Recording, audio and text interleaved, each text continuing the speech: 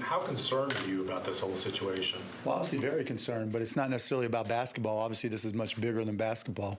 I'm concerned about, kids have school or not. I'm concerned, are we all doing the right thing? Because this is obviously new territory. This is certainly a black swan event in my experiences, and so basketball actually becomes secondary. But in terms of basketball, as I said earlier, nobody at the Dallas Mavericks is an expert on infectious diseases or their spread, and so this is not a situation where you fake it till you make it or try to sound or act important.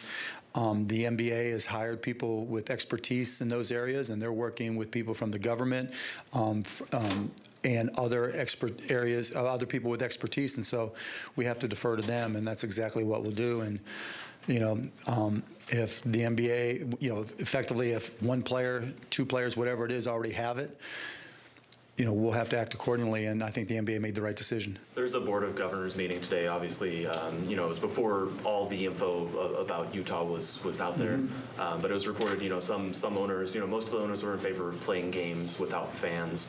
Some of them were interested in completely postponing the season. Where did you fall on that issue? I fall just in the exact place that I told you. I don't have the expertise at all, and I'm not in a position, when it's something this critical, when people's health and the safety of our fans and customers is at stake, I didn't have an opinion. And we said that effectively we'll go with what the NBA says because, I'm smart enough to know what I don't know, and I'll defer to those who do. Mark, this evening on ESPN, you mentioned something about your concern for some of the employees, the part-time people that work here. Could you reiterate that?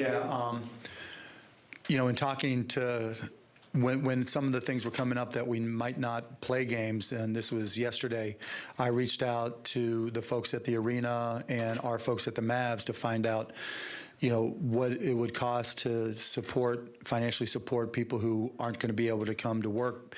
They get paid by the hour, and this was their source of income. And so we'll do some things there. We may ask them to go do some volunteer work in exchange, but, we've already started the process of having a program in place. And I don't have any details to give, but it's certainly something that's important to me. This has all transpired so rapidly. What are your feelings right now? I mean, when I heard Michael Finley saw the announcement, and I was just stunned. I mean, it was just like, I have this saying, life is half random. And this is the random side where, it takes twists and turns. And this is something out of a movie. And you just don't expect it to happen in real life. But that's the randomness of the world we live in. And so it's stunning, but we are where we are, and we have to be smart in how we respond. Again, as I just said, this is people's lives at stake. This isn't about basketball. This isn't about the Mavericks. This isn't about, when do we start, or do we start, or how do we start. This is a pandemic, a global pandemic where people's lives are at stake, and I'm a lot more worried about my kids and my mom, who's 82 years old, and talking to her and telling her to stay in the house than I am about when we play our next game.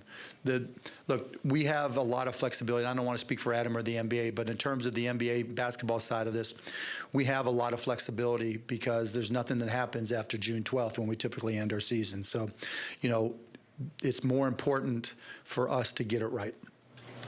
Did you have any concerns about playing in a packed house tonight?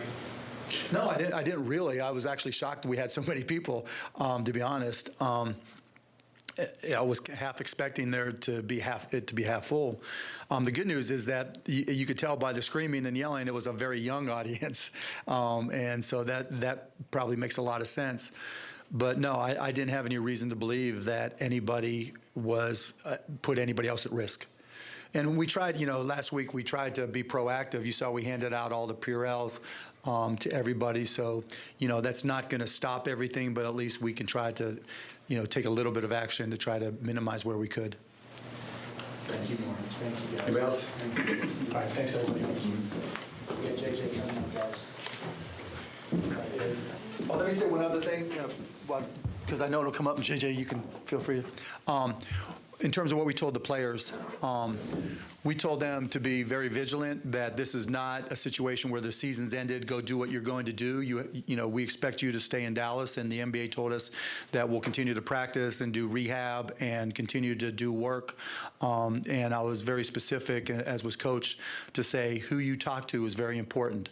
You know, if bringing people in from out of town because you have downtime, no, that's not going to work. That you have to be accountable to the people you're dealing with and who you know, for your own personal safety and obviously for everybody else's. So this is not a vacation. This is effectively self-quarantining everybody, because again, it's our responsibility to be vigilant, and the players are in a unique position because wherever they are, people want to come up to them.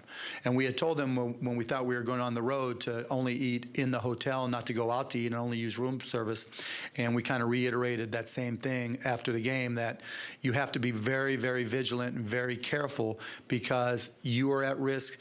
And, you know, if you have family here, whether it's your children or your grandmother, you don't want to put them at risk. So be very, very careful and vigilant.